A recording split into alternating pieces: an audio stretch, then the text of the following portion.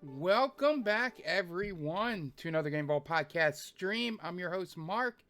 We're here with the news hour for Sunday, February 15th, or February 16th for those of you watching on YouTube and listening to on podcast services. Welcome. So I apologize for everyone live. For those of you listening to the archive and all that, it's not really going to matter to you. I've been having some frame drop issues. It looks like it solved itself, but if we go in and out live, I do apologize. All right, I can't believe we're halfway through February. When when you get really busy at a job and your days just fly by, so do months, and it's really weird getting older and that happening. I know I've said it a billion times here, but I can't believe it's mid-February already. Um, so let's just get into what I've been playing. So first off, we'll go what I've been playing off stream here. Outside of NCAA, obviously, I'm continuing to play that. I'll listen to podcasts and stuff while doing that. So that is still good. Still having fun with it, obviously.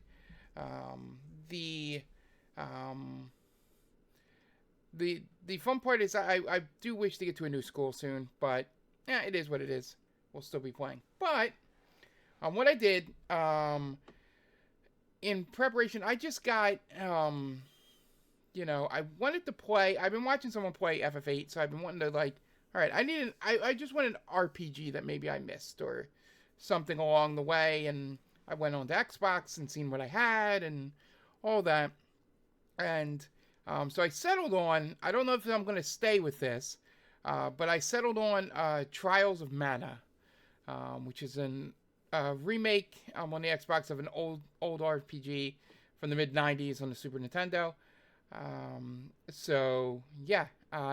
started up that, got about an hour and a half in so far. Liking it so far, but I don't know. Like, I downloaded all three because it's got the 99 remake, and then the newest one that they put out. I downloaded all that, and then I was really hoping, because of the Dragon Quest VII demo, I was hoping that uh, 11 was still in there. I chose. I think it's Ren's. It's the girl that's the princess of the Wind Temple. Oh, I didn't choose that one. Whoever that was, I did not choose that one. Um, yeah. So, yeah. This one oh no, I didn't choose him. I don't even think he's in my party. I chose her. Then I chose the magic lady, Angela. And then maybe his name's Kevin? I don't know. I chose I believe I chose the, I'll find out. I forget who the third person was, because you get to choose a main and three companions. Or two companions. But yeah, so I chose her because she was like the most middle of the line stats. Oh, the Beast Boy. I don't think I chose the Beast Boy. I chose the guy with the sword as my third companion. But yeah, her combat is. I'm glad I didn't choose him then. But she was down the middle of the road a little bit. Looks like she can do some magic.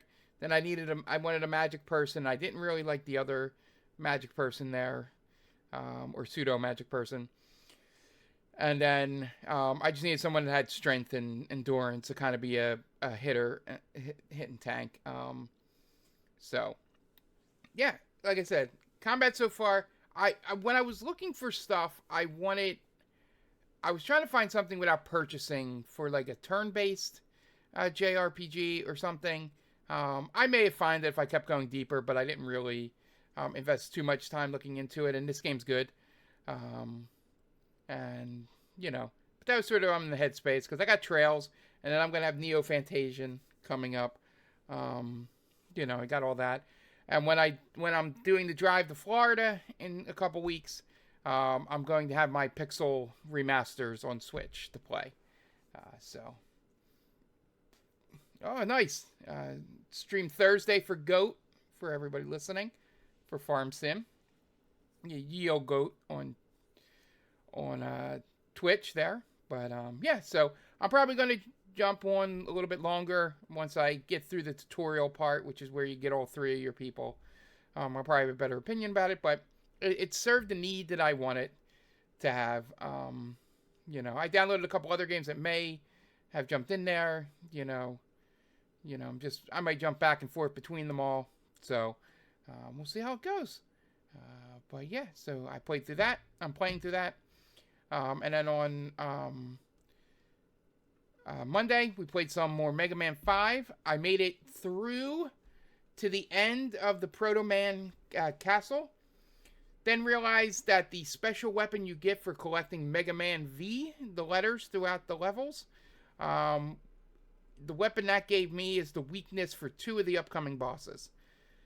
So, this next one should be pretty easy to beat now that I watched the video on his patterns and stuff like that. I should be able to get through that, hopefully.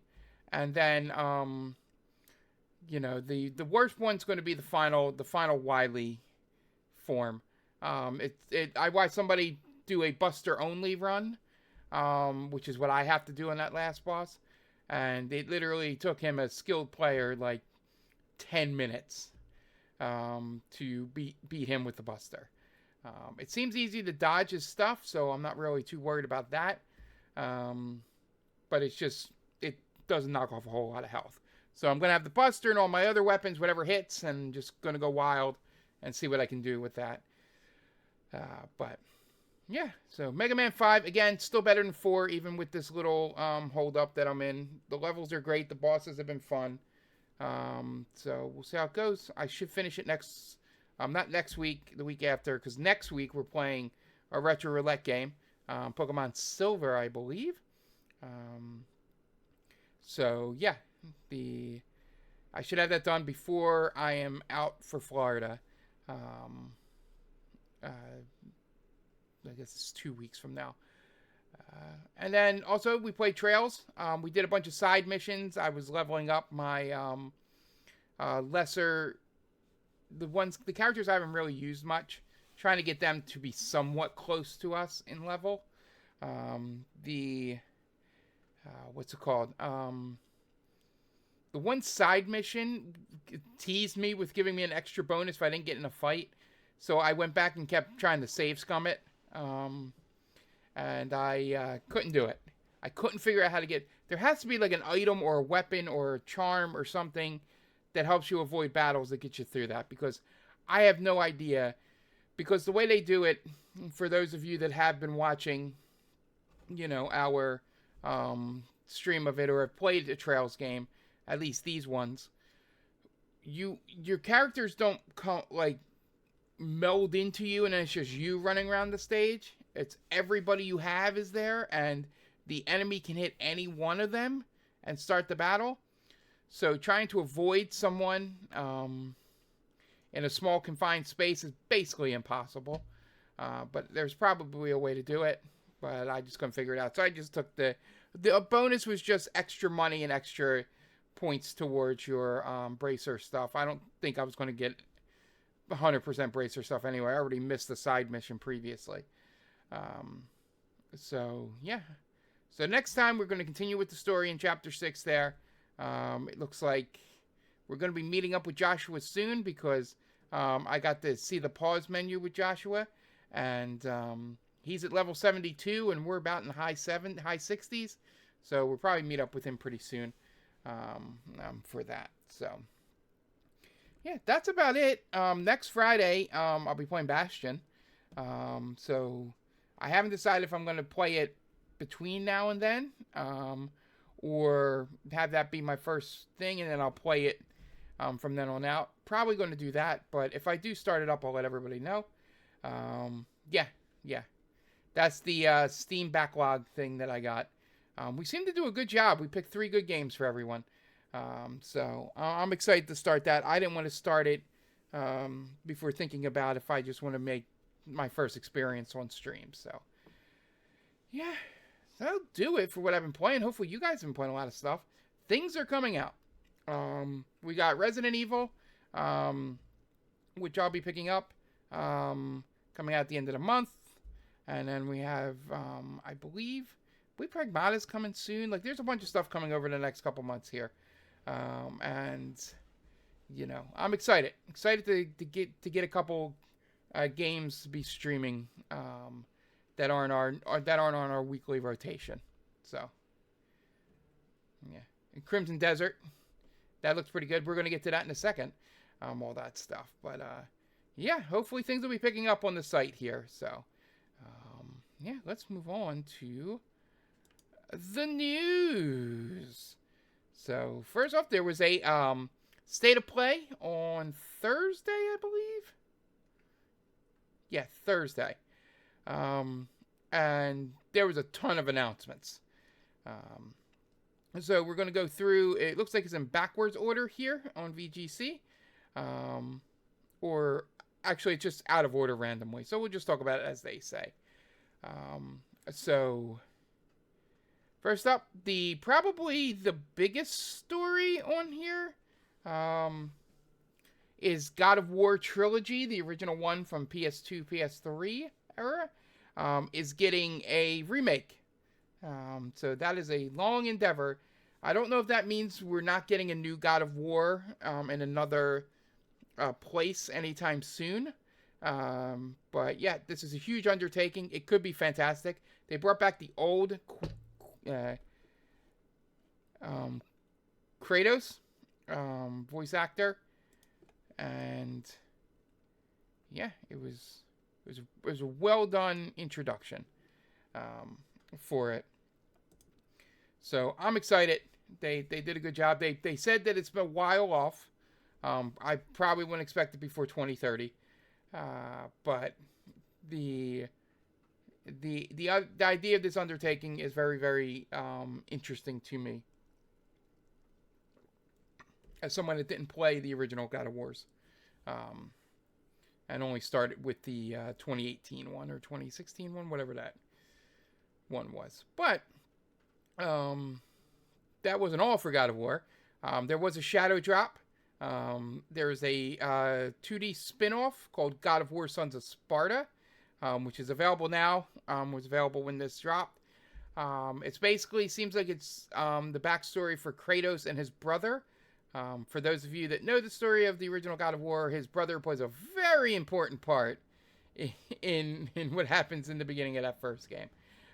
So if this is a prequel to show what happens leading up to that, and Athena and all that crazy stuff, yeah, we'll see. But it looks really good. It's $30, I believe. So it's available today. I'm gonna play it. Speaking of games that I do not need to see much more of to be excited about, there's Saros. Basically laid out why it's not Returnal. Which is good, because that's all people were saying is, is this a stealth Returnal sequel? And the new trailer showed off why it is not. You do have a hub world now. It shows off the permanent upgrade system, which was not part of Returnal.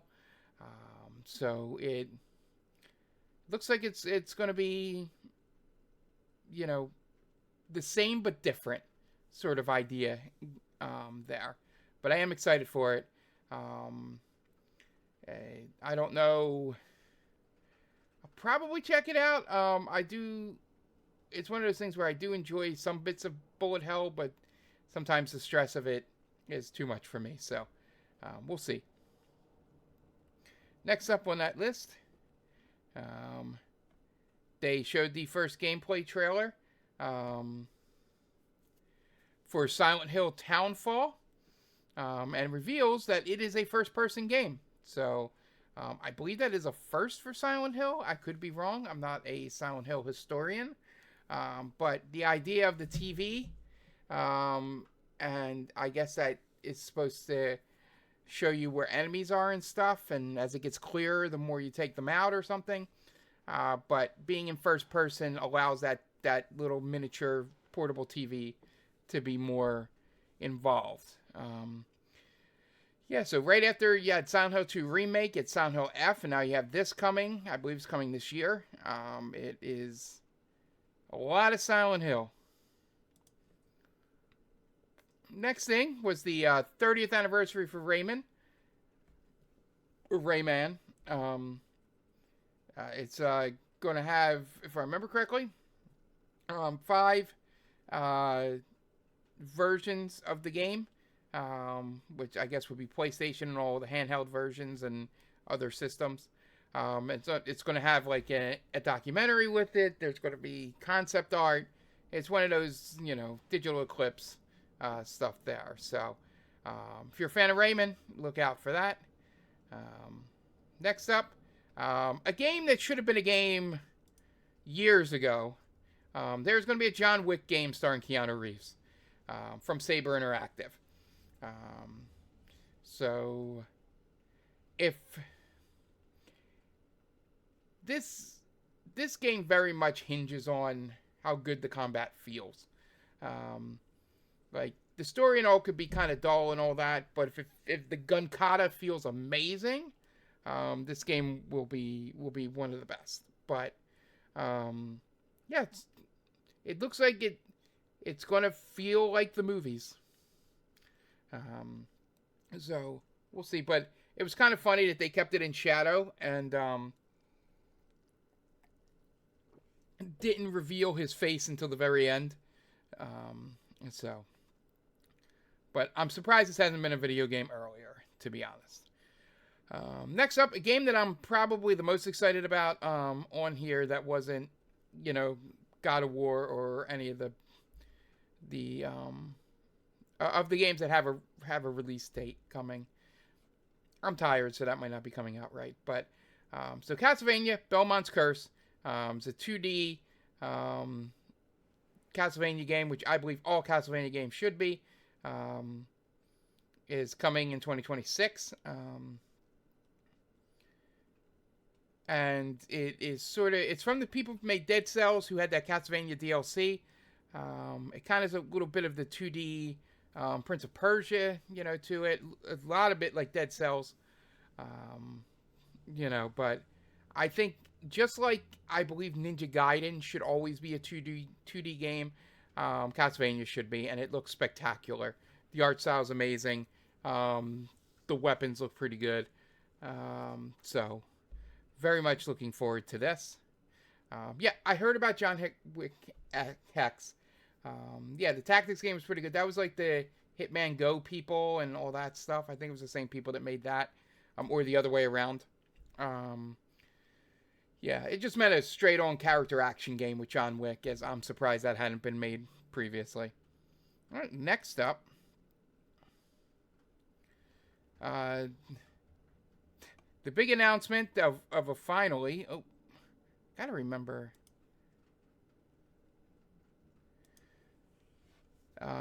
finally, Metal Gear Solid 4 is free from the PlayStation 3.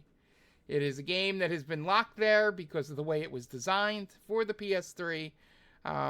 So Konami is bringing out the Metal Gear Solid Master Collection Volume 2, which will have Metal Gear Solid 4 and Peace Walker, so essentially 4 and 5, or the 4th and 5th games they made.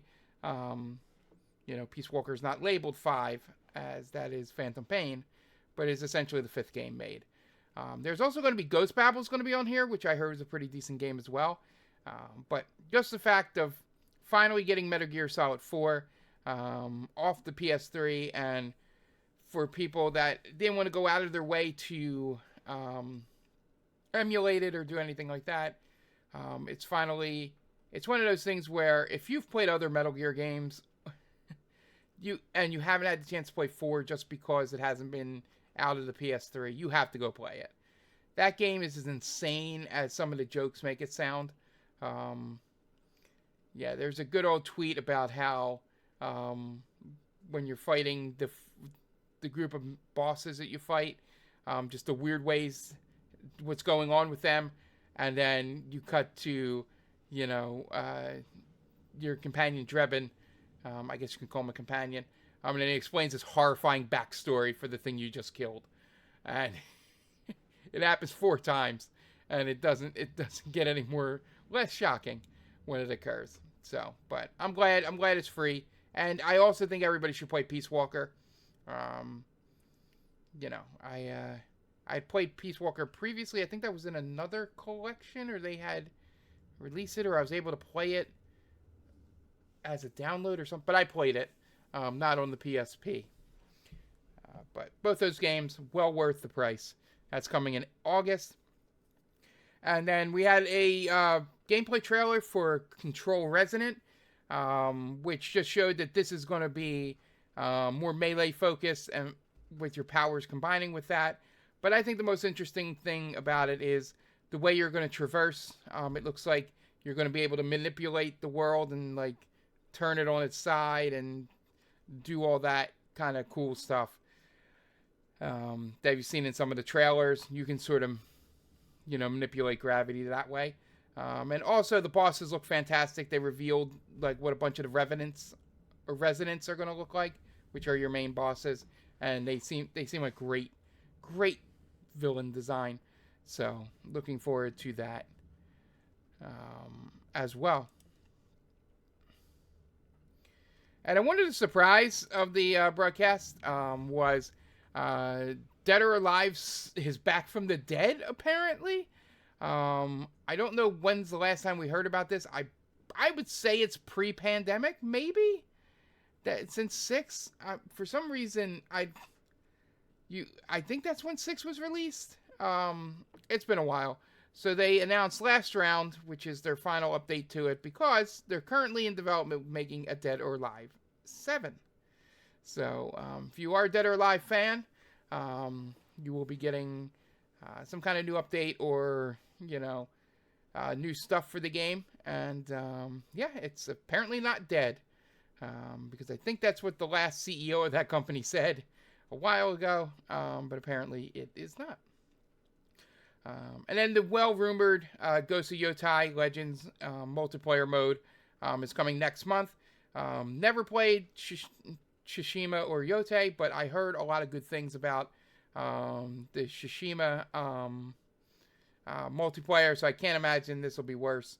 But the character designs for the 4 main villains, I guess, look pretty good.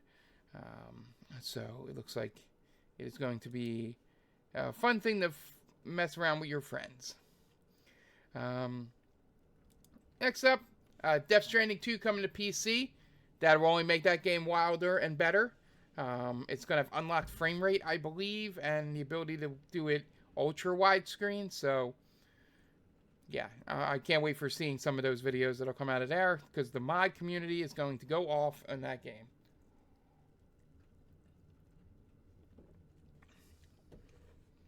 Next up, honestly, a game I forgot about, and a game I probably should play. Kena, Bridge of Spirits is getting a sequel. I believe it's called Scars of Kimura.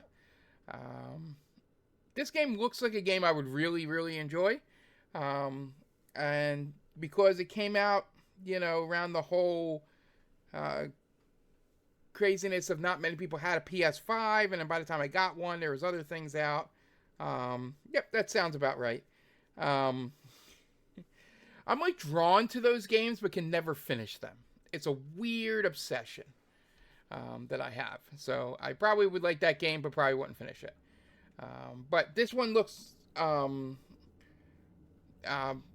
they say it's, more improved. I wouldn't know in terms of the combat, but it does look really friggin' cool. The art style's great. It's probably mainly the animation looks great because it's from a bunch of people that were, like cartoon animators. So, this is what they do. Yeah. Just, for those of you that loved Bridge of Spirits, the sequel is coming for it, and it's going to be on PC and PS5. And then a couple other things. We're going to get deeper into this, but they confirmed some of the PlayStation Plus games, which included Spider-Man 2.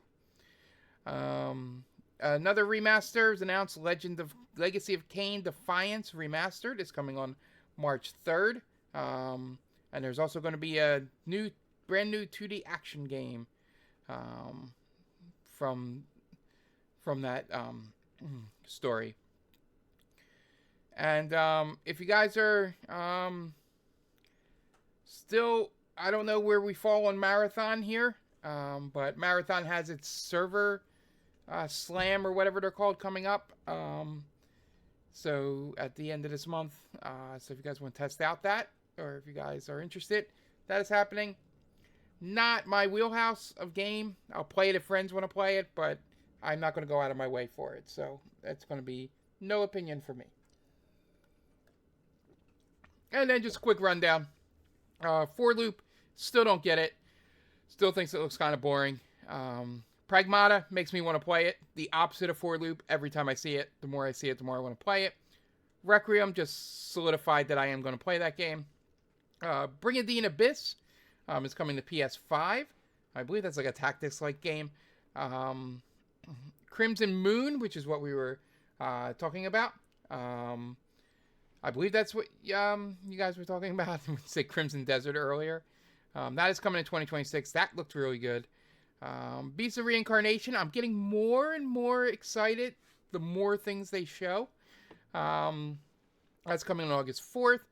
Mina Howler. Release date is on the horizon, but will be spring 2026. This says 25 on the screen. I'm going to play that demo. That might be done on stream. Neva, the prologue for that, if you bought the base game, is coming on February 19th. Yako, I believe, Shinobi Ops. It's a 4-player co-op ninja game by the original studio behind Tenchu. That's coming in 2027. Project Windless, which you play as a giant rooster killing people in a Dynasty Warriors-esque thing. It's based on a fantasy novel, The Bird That Drinks Tears. That looked real good. Galactic Racer, still look, still looks good. And seems to be getting the right people excited. A lot of Star Wars fans I know are getting excited. 007 First Light, they didn't need the show anymore. This only helps sort of showing the story. Darwin's Paradox, that Konami Octopus game is coming in April. Rev Noir is a new JRPG from Konami. I'm interested to see more on that. And Tekken Dark Resurrection and Time Crisis are two of the things coming to classics. We'll talk about that later. Big Walk will be on the PS Plus catalog later this year. That's the game where you can walk around and discover things with your friends. And Marvel Tokon will be released on August 6th. And they had a new trailer there where they showed the X-Men off. And I don't know if Kitty Ashcat is a fighting game person, but Magic, her favorite character, is in this game. So I'm going to show her off the trailer next time I see her. But yeah, so that'll do it for the PlayStation State of Play. It's one of the best ones they've had in a while. There were some things that I wasn't too interested in, but for the most part, there's a lot of good announcements, a lot of good updates on things, and I think it did its job. So it was over an hour, which is rare for these State of Plays, if not the longest, but yeah. Next up, designer claims most of Highguard's dev team have been laid off weeks after launch. Alex Grainer, a designer who worked on Apex Legends and Battlefield 6, made the claim in a LinkedIn post. Wednesday, the post was shared by multiple other Highguard developers, including audio director Brad Snyder. So this was the older story. So the update, and then we can talk about it. Wildlight has confirmed that it's made an unspecified number of layoffs. Today, we made an incredible, difficult decision to part ways with a number of our team members while keeping a core group of developers to continue innovating on and supporting the game. We're proud of the team, talent, and the product we've created together. We're also grateful for the players who gave this game a shot and those who continue to be part of our community. Now, this is a thing where I don't know exactly where this went wrong, because I didn't think this game was to the level of like a Concord in terms of having layoffs this quickly, and it's not going to shut down like Concord did, maybe, but yeah, it's. I think it was a mixture of a lot of things. I think gaming culture plays a little bit of part of it, because since it was the last thing announced at the Game Awards, people were pissed off that it wasn't whatever their favorite game was, and then just put way too high, got way too mad at them, and, all the negativity and stuff that started out because of that. I think mainly the reason the game didn't get to a level it could have been is they didn't do a beta, because one of the immediate things when I saw people playing it online, and me even watching people play it online, is that the maps were too big for 3v3. So you either needed smaller maps or more players. Yeah, well, that's true too, Night Duck. But it just seemed, maybe it's one of those things where it's like a bias, sort of, that because of all the negativity going around this and the, like lukewarm reception to it. I see you said it still has a good player count. But yeah, I think if they could have honed in on, trying to, get the kinks out of it through a beta, I think it might have launched better. But who knows? At this point, people, are going to. It seems like I obviously am not an expert in marketing for video games and stuff like that, or even, being able to predict things. But, it's such a tough, genre to sort of bust through. Arc Raiders did it. Not exactly sure how they got through. I think they might have had a ton of betas. I'm not sure. But everybody wants it to immediately be, the ultra rare success right out of the box. And, that might be fueling some of the public stuff. But, maybe this game will, it stays steady as it is now, so it's a decent player count, and then as the stuff comes through for the month,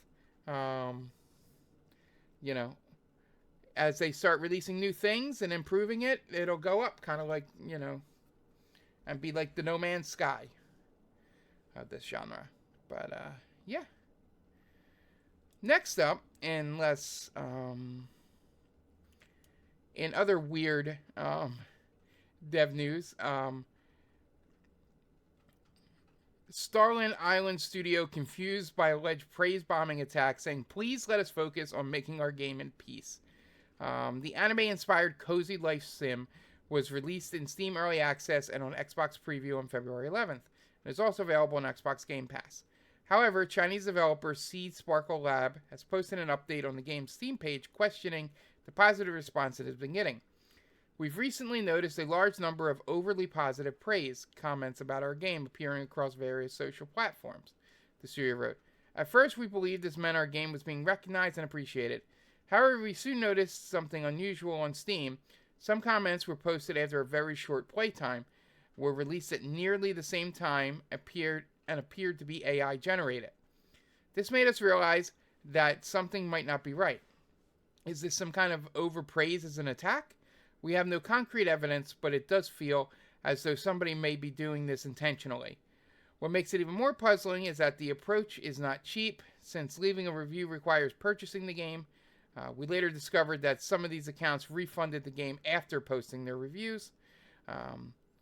The studio message to potential praise pranksters is a simple one, Stop doing it and let them concentrate on making the game instead of trying to figure out what's going on. We would like to say this clearly. Making an indie game is not easy, the studio said. We simply want to focus on building a good product and giving the player who truly likes our game a better experience. So to whoever may be behind this, please stop. Please let us focus on making our game in peace. We pose no threat to anyone. So the opposite, I pulled this because this is the opposite of like review bombing and the opposite direction. I think the most nefarious part of this is that whoever's doing this, I don't know who would want to do this, is basically purchasing the game, putting a giant praise review on Steam, and then getting refunded for the game. So it's technically hurting the devs, but also giving them overwhelming praise on Steam, which might get other people to buy the game. It's a really, really weird thing, and that's the reason I pulled it. I don't know. This is just a weird thing, and just shows you how tied to like those reviews and things like that can make it really hard to decipher what is real or not. In some cases, it could have been somebody in the company thinking they were doing a good thing, and then now like their PR department, and now they're like, guys, can you please stop, please? Just weird situation. And it makes you wonder how many other games get this and the devs don't speak out on it.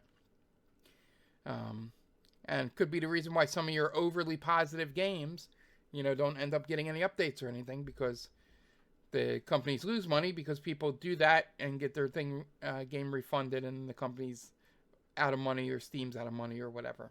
So, weird story. Just thought I wanted to bring it to attention. Next up, Sega plans to release 4 major new titles for mainstay IPs by the end of March 2027. In its latest Q3 financial report covering the period from October 2025 to December 2025, parent companies Sega Sammy also noted its initiatives for its next financial year, which runs April 1st, 2026 to March 31st, 2027. According to the company, plans to release 4 major new titles for mainstay IPs. It will also maximize title potential through enhancement of sales capabilities and continue to expand its transmedia business by using its game IP in other mediums such as film, TV, or books. While Sega didn't give any other information on which series it is referring to, the term major new titles for mainstay IPs suggests it will likely be releasing a high-budget Sonic game during this period. Sega released Yakuza Kiwami 3 and Dark Ties on Tuesday, and the only confirmed upcoming release on its schedule is the Switch 2 version of Virtua Fighter 5 Revo World Stage, which is coming on March 26th. Games that have been announced but don't have a release date include Persona 4 Revival, Strangers in Heaven, Total War Warhammer, and Total War Medieval 3. Sega had also previously announced that it is working on numerous new games based on existing IP. Its new financial report reconfirms that new Virtua Fighter Crazy Taxi, Golden Axe, Jet Set Radio, Streets of Rage, and Alien Isolation games are in development. How many of these titles could fall under the definition of major new title for mainstay IP is unknown, as is how many of these previously confirmed titles were released before March 2027.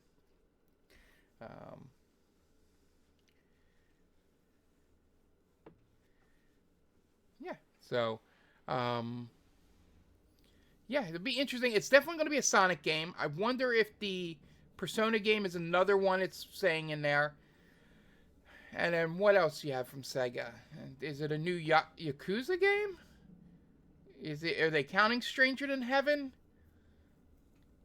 in that? But I think it's definitely Sonic and Persona for sure. Means those are going to be released in the next year. And I am all for it.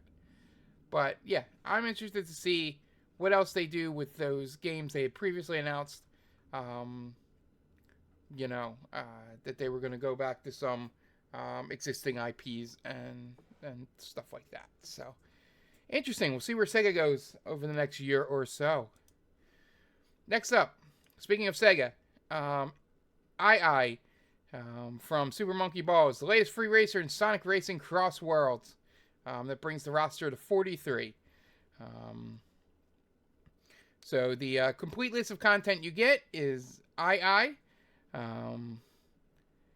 Banana Cruiser vehicle, 4 Super Monkey Ball songs added to the jukebox, and special emotes and sounds.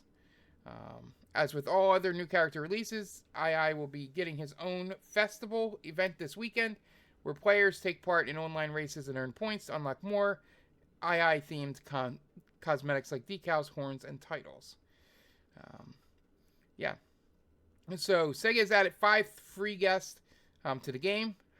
Hasune Miku, Joker from Persona, Ichiban Kasuga from Like a Dragon, Knights, and now II.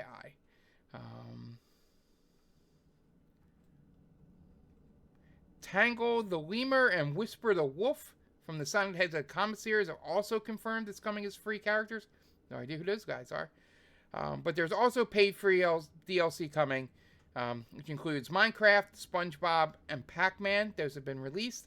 And then Mega Man, Teenage Mutant Ninja Turtles, and Avatar are on their way. So, this game is very much, doing a lot more variety than Mario Kart does. I still wish I could play it more. I should just sit down and maybe I'll play it through President's Day tomorrow or something, or today if you're listening to this on Monday, and just play some more of it. But yeah, it's fun. It's fun to see actually have some good characters as free DLC, rather than hiding all the known characters behind paid DLC. I think that's one of the best things they have going for this. Next up, Claire Obscure's soundtrack is breaking records and is even charting above Bad Bunny.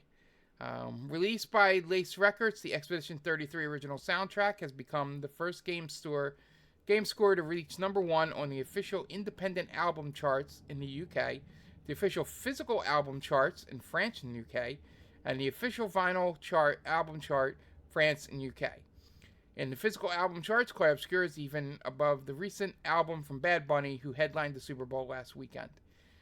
Its position in the top 100 album chart for France, UK, and Germany are also the highest ever for an original video game soundtrack. Across France, the UK, and Germany, the Claire Obscure original soundtrack has entered the official album charts in the following positions. Second in top 200 in France, second in the top 100 in Germany, 16 in the top 100. Number 1 independent in UK, number 1 Scottish album chart, number 1 physical, number 1 soundtrack in UK, number 1 vinyl in France and UK, and number 2 soundtrack albums in Germany. So, yeah, I've been looking to try and get this vinyl. Obviously, I do want it.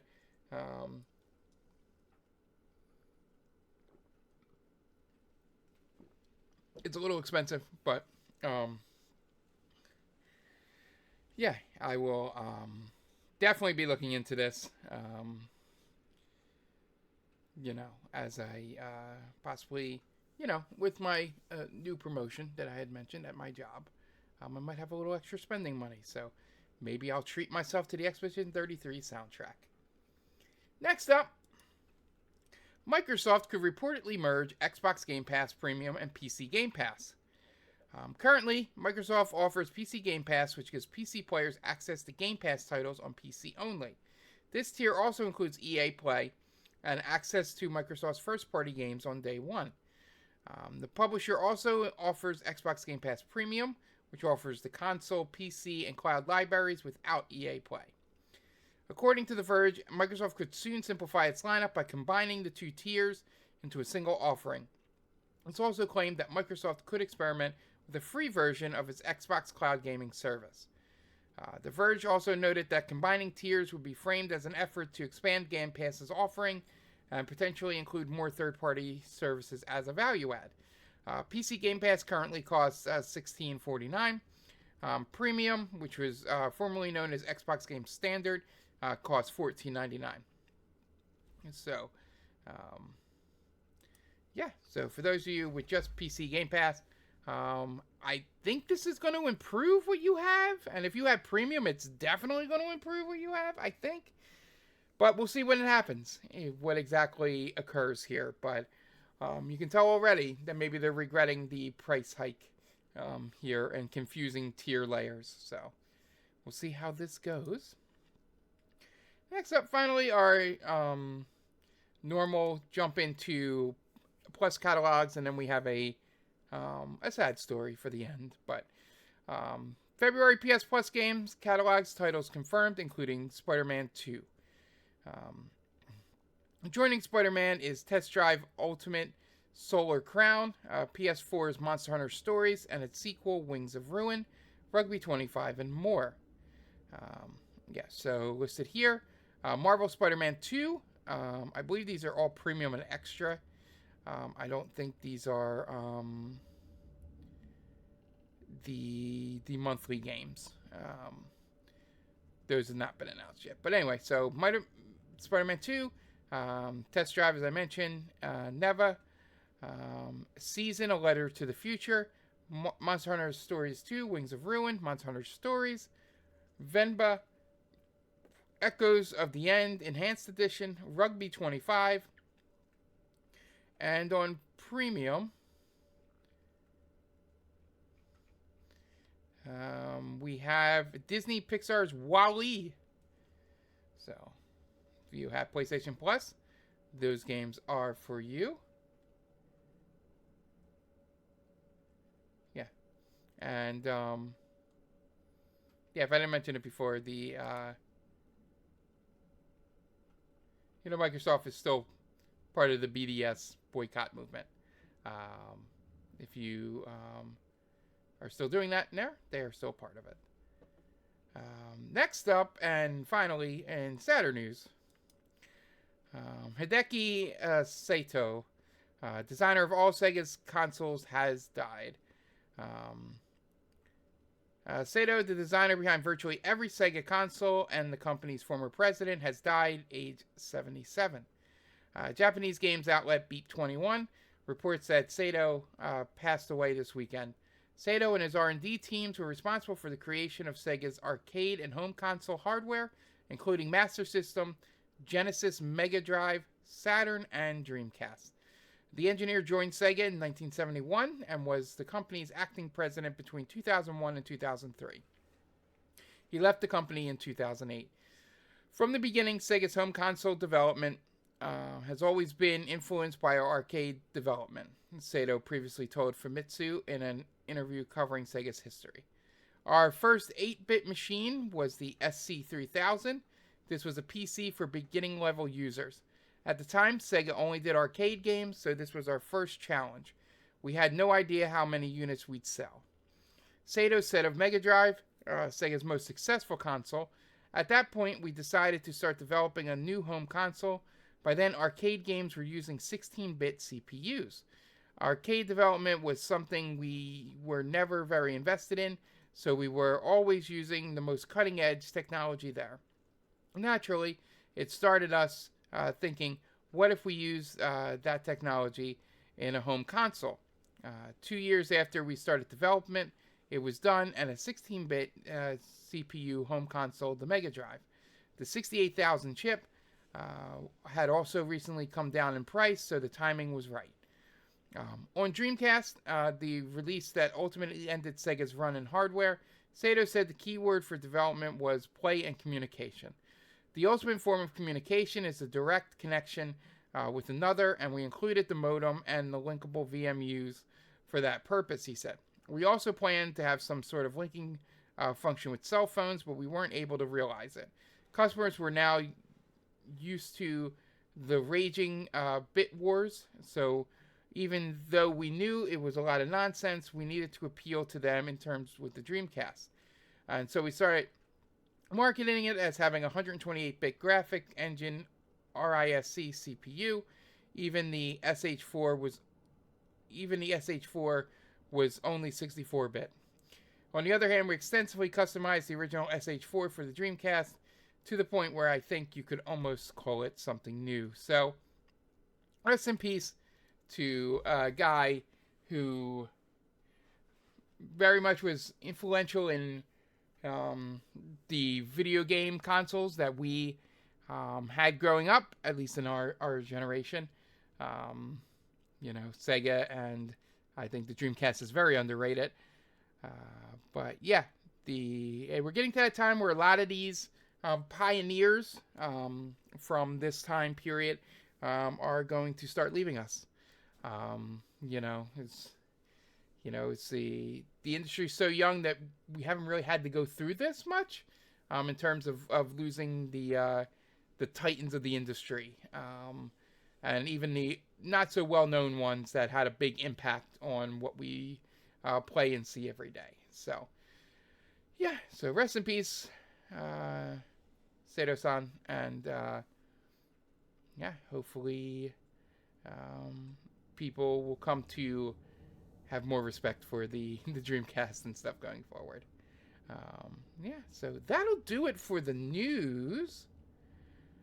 Yeah, so as I mentioned, we will be back tonight with the Retro Roulette game, which is Pokemon Silver. And then Thursday, we'll be possibly finishing up FF6 or starting the last dungeon. I think we may or may not have a little bit more grinding to do, but we will get through that.